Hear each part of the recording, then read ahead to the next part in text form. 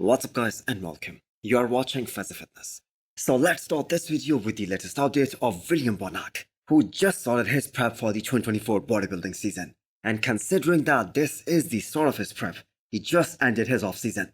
That is a very impressive point to be at. That is a very good starting point.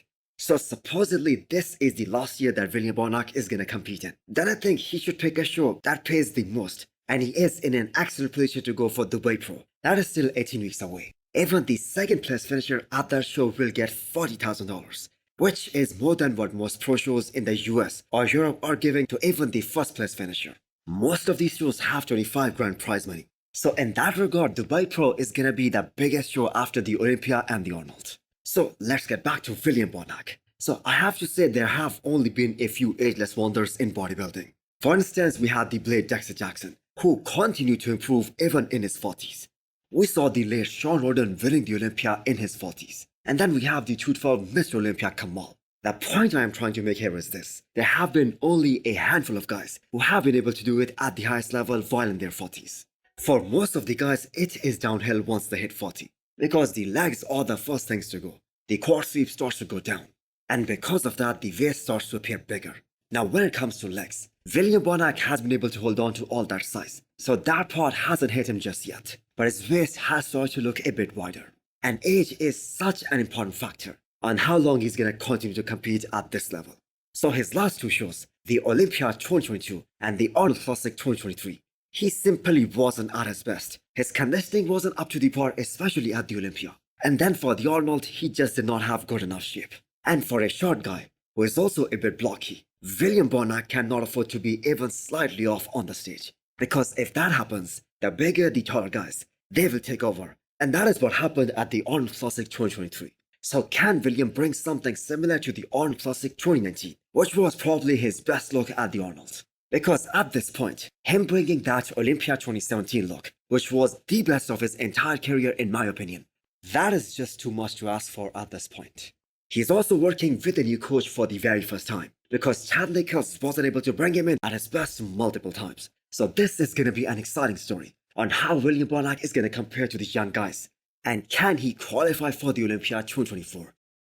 So since we just mentioned the Dubai Pro, anyone who is aiming to do the Dubai Pro this year in the men's open class, they should bring their A game. Because Andrew Jack is looking monstrous at 18 weeks out of the show. So he made a great decision of skipping this year's Arnold. Because at his best, Andrew Jack would have placed third, ahead of Brandao but behind Samson Dowd. And even if we take out the off-season factor, the rest time that he needed, if we just take a look at the prize money, he would have gotten $70,000. But here in Dubai, if he's able to win the show, which he is completely capable of doing, he's gonna get 100 grand. And not only just that, the important thing is he finally got to have an off-season. He finally got time to give his body some rest, some break from continuous competing. And all the improvements that he is gonna make in this off-season, they are gonna take him one step closer to winning the Olympia title. Because that is the ultimate goal.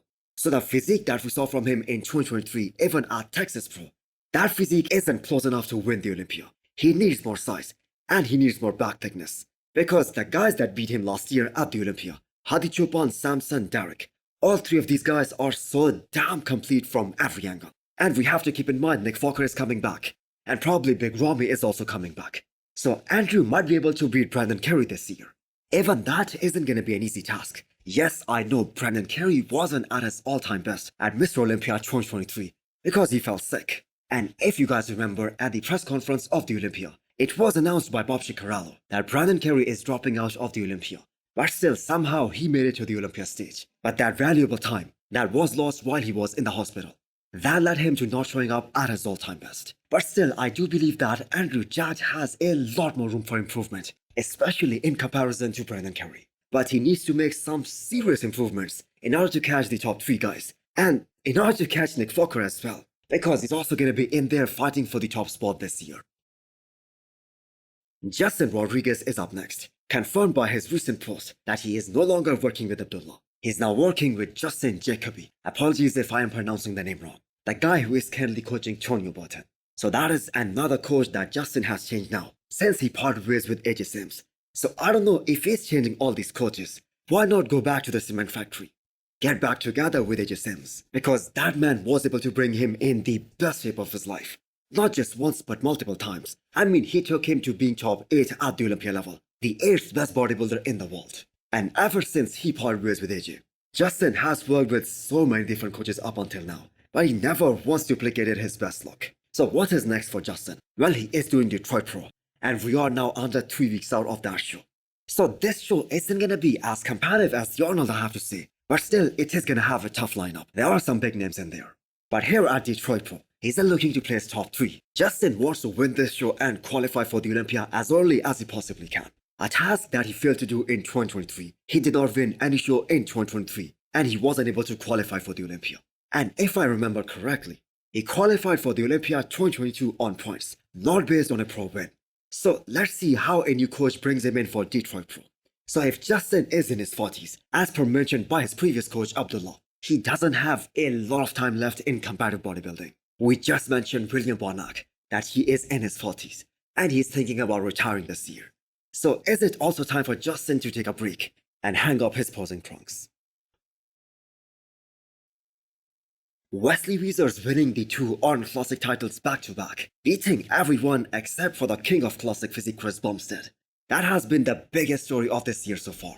That was probably the biggest upset that happened after the Olympia 2022, where Big Ramy failed to defend his Olympia title. And not just that, he dropped down to 5th spot. So what is next for Wesley now? He couldn't be any more motivated than this. And it is kinda surprising to hear and see that he still have a few more pounds before he hits the weight cap. So the cushion is certainly there to make some improvements. And this must have been such a terrible news to hear for all his other competitors, that this guy still has some room to grow. And I'm sure him and his coach are gonna make the maximum out of this upcoming season. And if you have followed him for quite some time, you will know he stays very lean even during the off-season. I mean, most of the guys in classic physique, they remain extremely lean and well within the range of their weight caps. Now, all that being said, I truly believe that if Chris Bumstead comes anywhere close to his 2022 version, if he comes in anything like that, he will win his 6th classic physique Olympia title. That 2 in a row. And there is a reason to believe that this year is gonna be his absolute best, because he knows the competition is getting closer and closer every year. And that is why he started training earlier than usual. That is why he's back home so early in the year. But at the end of the day, it is bodybuilding we are talking about. And anything can happen on the show day. Because none of us could have predicted that Wesley Vissers would make history and beat a guy like Ramondino. Yet he did. But I think there is a mutual consensus on this, that if everyone is at his all-time best, and so is Chris Bumstead at his best, then everyone is going to be fighting for 2nd place. And that 2nd place battle is going to be really interesting as well. So hit the thumbs up button if you liked the video, and smash the subscribe button if you wanna come back for more. Thanks for watching.